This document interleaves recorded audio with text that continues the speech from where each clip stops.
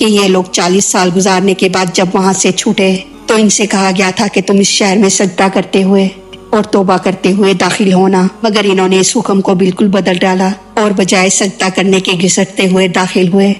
اعوذ باللہ من الشیطان الرجیم، بسم اللہ الرحمن الرحیم۔ فبدل الذین، پس بدل ڈالا ان لوگوں نے جنہوں نے ظالموا ظلم کیا۔ بدلا کے معنی ہے بدل دینا یا بدل لینا، یعنی ان لوگوں کو جو کہنا چاہیے تھا یا ان لوگوں کو جو کہنے کا حکم دیا گیا تھا انہوں نے وہ لفظ نہ کہا، اور جو نہ کہنا چاہیے تھا وہ کہا۔ خیال رہے کہ بدلنا 2 قسم کا ہوتا ہے، ایک تو یہ کہ اصل بات کو بدل دینا اس طرح کہ اس کے الفاظ بھی بدل جائیں اور معنی بھی، اور دوسرے اس طرح کے الفاظ تو بدل جائیں مگر اس کے معنی وہی رہیں۔ ان لوگوں نے اس طرح کی تبدیلی کی کہ نہ تو الفاظ باقی رکھے اور نہ ہی معنی باقی رکھے۔ خیال رہے کہ یہ لفظ سب نے نہ بدلا تھا بلکہ صرف ظالموں نے بدلا تھا۔ ان میں جو انبیاء اکرام اور صالحین تھے وہ حتاتن کہتے ہی داخل ہوئے تھے، اس لیے فرمایا گیا کہ ان لوگوں نے لفظ بدلا جنہوں نے ظلم کیا۔ اس ظلم سے یا تو بچڑے کی پوجا مراد ہے یا پھر اس لفظ کا بدلنا جس کا اس آیت میں ذکر ہے، یعنی جن لوگوں نے پہلے بچڑے کی پوجا کر کے جرم کیا تھا انہی لوگوں نے آج بھی یہ حرکت کی ہے، یا یہ کہ لفظ بدلنے والے ظالمین نے اس لفظ کو بدلا،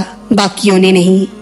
قولا، اس بات کو، غیر الذی، دوسری بات سے، قیل لہم، جو کہی گئی تھی ان کو یا ان کے لیے یا انہیں۔ بعض علماء فرماتے ہیں کہ قول سے مراد کلام ہے، یعنی بنی اسرائیل کو حکم تھا کہ سجدہ کرتے ہوئے شہر میں داخل ہوں، انہوں نے یہ فعل تو باقی رکھا، یعنی وہ سجدہ کرتے ہوئے ہی گئے، مگر انہوں نے قول بدل دیا، یعنی الفاظ بدل دیے۔ اور بعض علماء فرماتے ہیں کہ یہاں قول سے مراد حکم ہے، یعنی انہوں نے پورا حکم ہی بدل دیا کہ نہ تو وہ سجدہ کرتے ہوئے گئے اور نہ ہی حتاتن کہتے ہوئے گئے بلکہ وہ خاموشی سے داخل ہوئے۔ اور بعض علماء نے فرمایا کہ انہوں نے قول و عمل دونوں بدل دیے، یعنی حتاتن کہنے کی بجائے کچھ اور لفظ کہا اور سجدہ کرنے کی بجائے گھسٹتے ہوئے گئے۔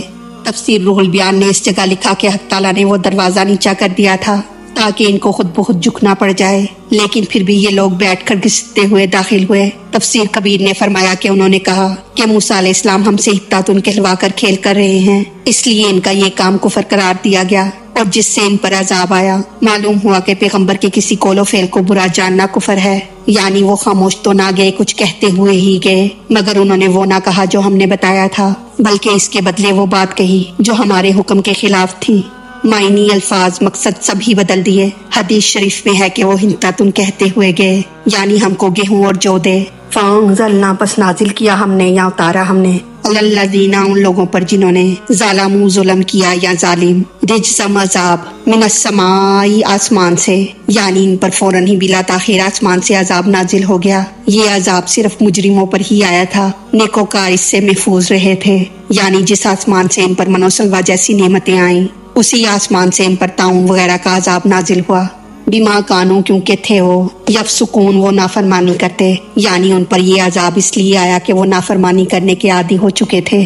اب اس آیت کا خلاصہ اس طرح ہے کہ ان لوگوں کی سرکشی اس حد تک بڑھ چکی تھی کہ یہ لوگ 40 سال گزارنے کے بعد جب وہاں سے چھوٹے تو ان سے کہا گیا تھا کہ تم اس شہر میں سجدہ کرتے ہوئے اور توبہ کرتے ہوئے داخل ہونا، مگر انہوں نے اس حکم کو بالکل بدل ڈالا اور بجائے سجدہ کرنے کے گھسٹتے ہوئے داخل ہوئے، اور بغیر ندامت کے دل لگی اور مذاق کرتے ہوئے اور بجائے معافی مانگنے کے گیہوں اور جو وغیرہ مانگتے ہوئے گئے۔ وہ سمجھے کہ نبی کی بتائی ہوئی دعا موقع اور وقت کے خلاف ہے، ہمیں ضرورت تو گندم کی ہے کیونکہ ہم من و سلوہ کھاتے کھاتے اکتا گئے ہیں، اور وہ کہتے ہیں کہ معافی مانگو۔ ان کی اس سرکشی کا یہ نتیجہ ہوا کہ ہم نے ان پر آسمانی عذاب، طاعون وغیرہ نازل فرمایا کیونکہ وہ عادی مجرم یا نافرمان تھے۔ اللہ تعالیٰ ہماری غلطیوں کو معاف فرما کر ہمارا پڑھنا سننا اپنی بارگاہ میں قبول فرمائے، ہمیں دین و دنیا کی تمام نعمتیں عطا فرمائے اور ہمیں عمل کی توفیق عطا فرمائے۔ آمین یا رب العالمین۔ وما علینا الا البلاغ المبین۔